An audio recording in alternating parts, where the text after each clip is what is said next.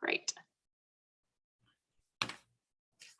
Good afternoon, everyone. Thanks for joining us for the Mount Juliet Chamber of Commerce Coffee with a Candidate program. Excited this afternoon to have with us current County Commissioner for District 18, Lauren Breeze. And Lauren will be running for that same seat in the upcoming election. And we're going to take a few minutes and maybe get to know a little bit more about Lauren and find out why she would be asking for your vote. So Lauren's very accessible, active at the chamber, easy to get a hold of, and open to sharing her thoughts with you at any time after this as well. But with that, good afternoon, Lauren, and welcome. And why don't you start off, if you don't mind, by telling us just a little bit about yourself and what you'd like the voters to know about your campaign. Absolutely. First, Mark, I just want to say thank you so much for hosting this. It's a great platform to be able to get residents and friends and neighbors who live in District 18, just kind of give them more an idea as who I am and why I'm their current county commissioner and why I would love to continue to represent the area. So as you mentioned, I was elected in 2018, and District 18 is actually in the very top northwest corner of Wilson County. So it includes the area around Lakeview Elementary, and then where Saundersville hits Saundersville Ferry, and the district extends from Saundersville Ferry all the way north up to Lakeview Circle at the top of the peninsula. And then I also cover the Cedar Creek Marina area. And then in redistricting, I actually picked up some neighborhoods that are south of Saundersville Road, but still connecting to those, such as Cedar Creek Village, the Windward and Bass Drive area off of Nonaville, and then also the Water's Edge community, which is also off of Nonaville. So that's the district in the area. As I mentioned, I was elected in 2018. Before that, I started my professional career as a merchant mariner. I actually was a third mate in the Merchant Marines. I worked on oil tankers for about a year and then got tired of being gone all the time. Ended up taking a shoreside position, and I worked for two different container ship companies as port captains, which meant that I did all the load planning for container ships on international runs. And then I met my husband and went back to school. So I have an MBA with a concentration in global business. And I have two kids. My son Declan will be a senior at Green Hill High School. And then my daughter Tamsin will be in 7th grade at Mount Juliet Middle School. We actually moved here the very beginning of 2012, and it's definitely our forever home. We love Mount Juliet, we love Wilson County, and that's why I ran for office. I wanted to help make it a better place, especially as we're dealing with all the growth that we're dealing with. So hopefully that's interesting and certainly enough qualifications, that's for sure. So I also would like to congratulate you on your recent certification as a public administrator, and you're the only elected official in Wilson County that is also a certified county finance officer. Is that correct? That is correct. I've spent the last 4 years doing continuing education with CTAS, the County Technical Assistance Services, and then the Comptroller's Office, because I wanted to better be able to represent my district. So I first achieved in October 2020, I received the Certified Public Administrator Certificate, which is basically about how the government works, what we're allowed to do, what we're not allowed to do, the laws, and so on. And then I moved forward, and I am, as you said, the only elected official in the county that is also a certified county finance officer. And that certificate's actually through the Comptroller's Office. I graduated yesterday officially. I finished the classes in April, and it's about a year's worth of instruction with things like audits, doing the budget, governmental accounting, which is a little different than regular corporate accounting. So it's very interesting and beneficial, and I definitely use the knowledge on a regular basis. Well, that certainly gives you a unique perspective and kind of behind the scenes peek, if you will, at the financial situation and maybe some other areas as well. But you mentioned moving here in 2012. It's no secret that a lot of other people are following in your footsteps and moving here in some ways almost faster than we can keep up. We love to have our new friends and neighbors and the resources and things they bring to the community, but it does present its challenges when it comes to infrastructure and funding needs. They're moving here because of schools, location, quality of life, and a lot of things. But what are the biggest challenges that we have maybe right now, and what might be coming down the road with so many people moving here and wanting to call Wilson County home? Well, I think you actually just hit the nail on the head with that. It's growth and trying to figure out how we keep up with the growth and fund all of those needs that are created by having additional people. And you're right. I mean, people have discovered Mount Juliet and Wilson County as being an amazing place to be because of the schools, because of the proximity to Nashville, because of the low taxes. It's our little local paradise, and people are discovering this. So from a county perspective, that's basically what the county commission does is we fund your county services, which include education, as you mentioned, that's the largest, as well as WEMA, so emergency services, both ambulance and then county fire, the sheriff's department, including the jail, your road commission, and those are basically the bigger departments. So trying to keep up with all of that with the increased number of people has been definitely a focus and kind of a struggle, because unfortunately, as much as we would love growth to be able to pay for growth, it just doesn't. Seldom does growth really ever actually pay for itself, that's for sure. So, and if it did, I'm not sure I'd want to see the price tag that goes along with that. But Right. sometimes if you were running for your first time, I would ask the typical, what would you like to do in your first 100 days? But given that you've got several years already under your belt, some of those things going, what maybe are some projects or some plans or things like that that you're immersed in right now that you would like to continue spending time to maybe see through to completion, or something like that? So when I got on the commission in 2018, I was appointed to the Education Committee and then the Emergency Management Committee. I'm also on the Rules Committee, and I spent 2 years on the Finance Committee as well. But my biggest concentration has been education as well as emergency management. So from the education side of things, I'm also actually on the Tennessee County Commission Association's Education Committee at the state level, which that committee is a committee of county commissioners from all over the state that get together and try to come up with needs that we have that we then try to lobby the legislature to try to help out funding, especially at the county level. And then I'm also on the Legislative Affairs Committee, which kind of covers all the different things that the state legislature does that affects county governments, including emergency services. So those are just, two other ways that I serve at a different level. But those are the two things that I've been concentrating on. So going forward with education, the state legislature just passed TISA, or TISA, however you'd like to pronounce it, which is the new funding formula for education. And it's student-based as opposed to system-based is the biggest difference. It replaces BEP, which BEP was actually put into effect in 1994.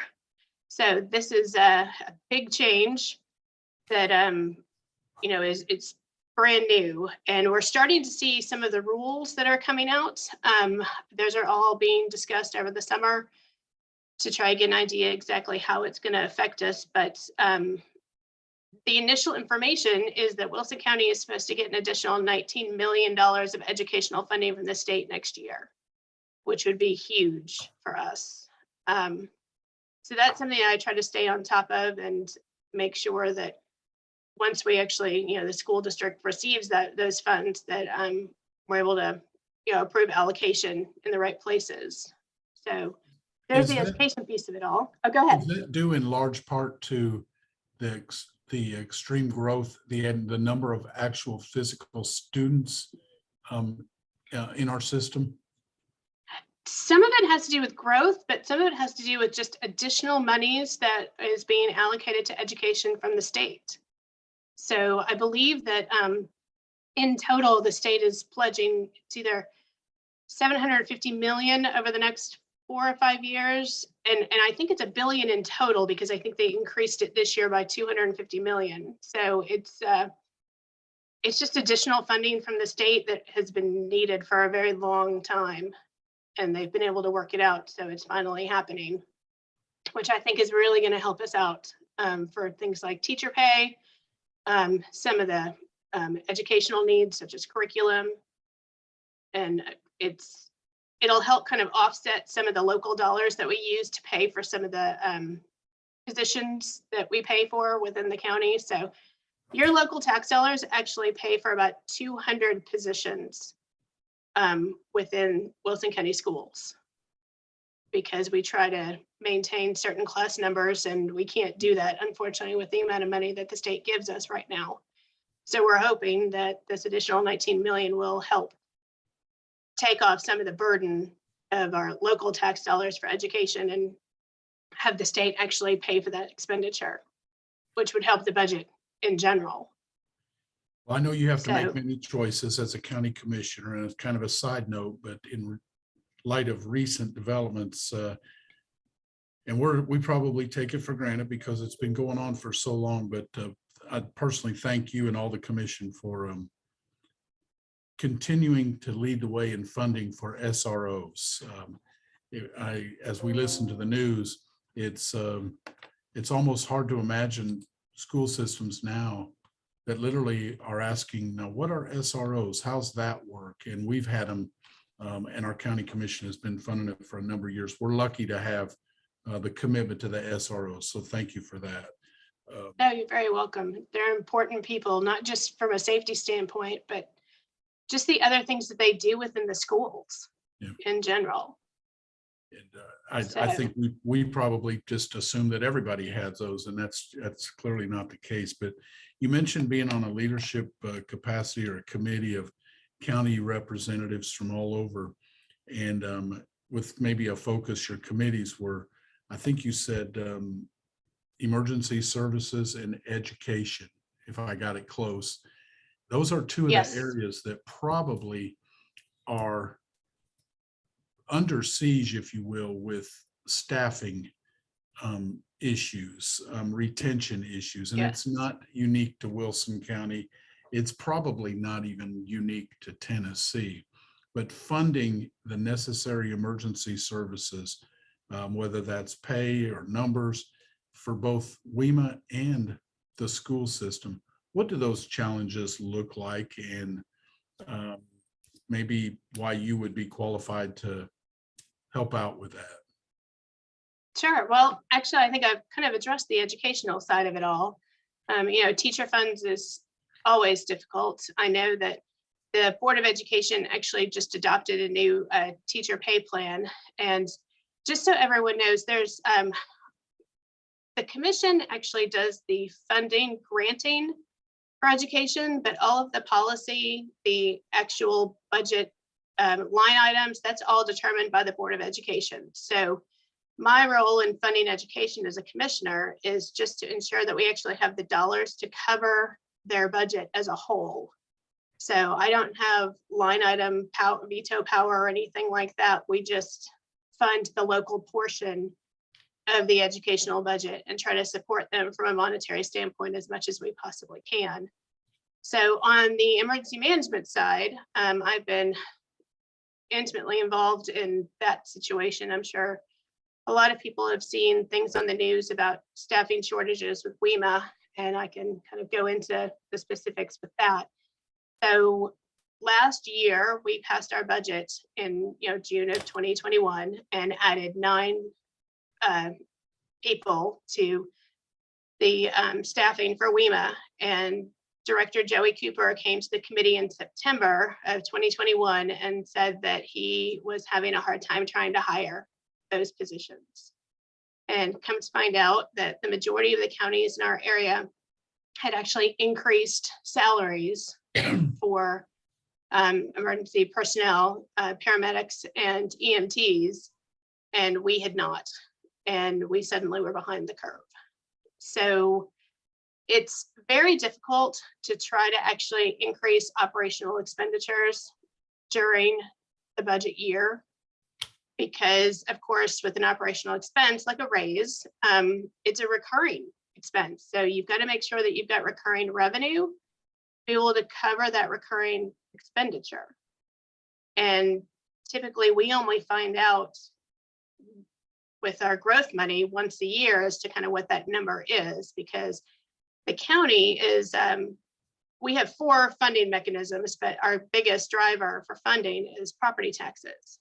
And we only get that growth number for property taxes. Typically we get a prelim the end of February, beginning of March, usually, as to what additional funds we have to then turn around and do raises or add positions and so on. So when we hit this difficulty in September, trying to figure out what we were able to do without a guaranteed additional revenue. And that's kind of what held us up. And as we went through the fall, things got more difficult. We had more people leave. And finally, at our February EMA meeting, I'd been working very closely with Director Cooper and his staff. We got to the point where we really needed a Hail Mary. And as Director Cooper said, his department was starting to circle the drain. So I ran the numbers and worked with our finance director, Aaron Maynard, and I proposed a 10% increase for our EMTs and medics to start March 1st through June 30th, knowing that it probably wasn't enough, but it's what I could, it's what we could fund. And since then, that did pass. So it's kind of a stopgap measure. But since then, we actually did a big pay study that started in October. And we finally, as a county commission, I think, well, the county got it back from an external company on March 10th.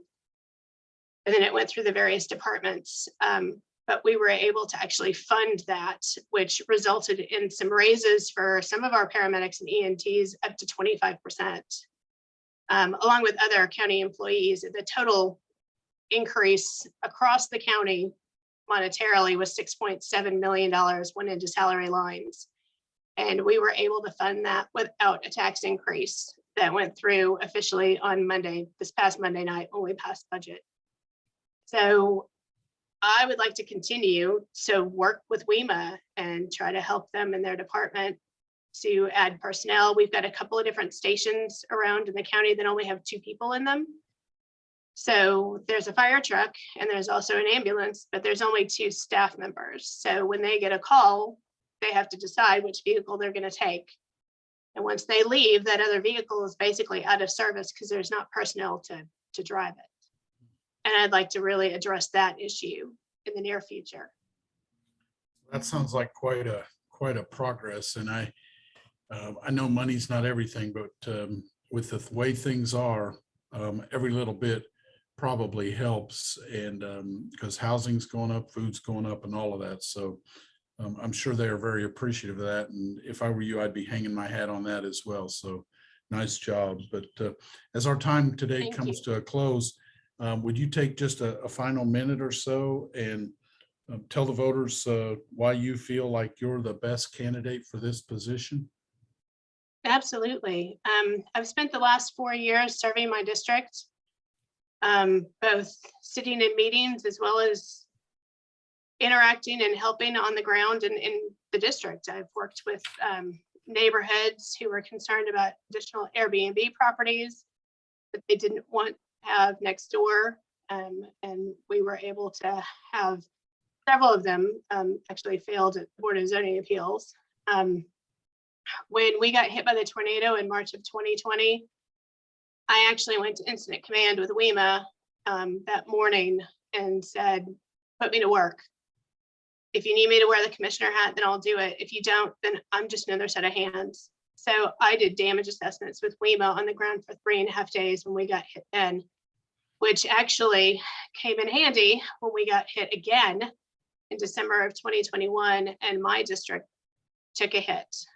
We did actually have an EF1 tornado go across the Crosswinds area, which is off of Sonersville Ferry.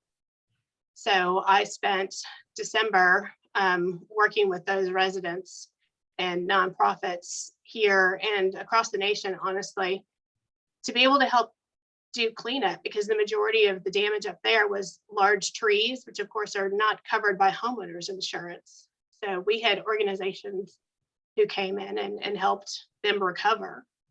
So I'd like to continue to work with citizens and represent the district using all of my finance knowledge at this point to try to stretch your tax dollars as far as I possibly can. But at the same time, continue to be that trusted person that you can call with any kind of issue. And if I can't solve it, then I'm going to find somebody who can. So if you want to learn more about me, I do have a website, laurenbreeze.com. I've got a lot of bio information there, and I also write some blog posts just to kind of explain things like what we're allowed to do.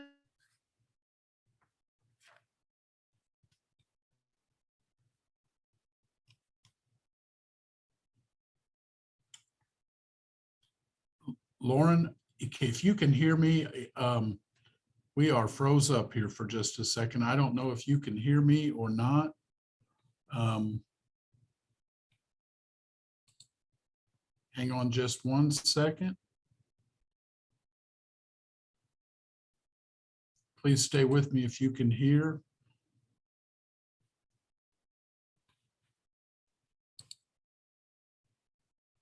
Can you hear me at all?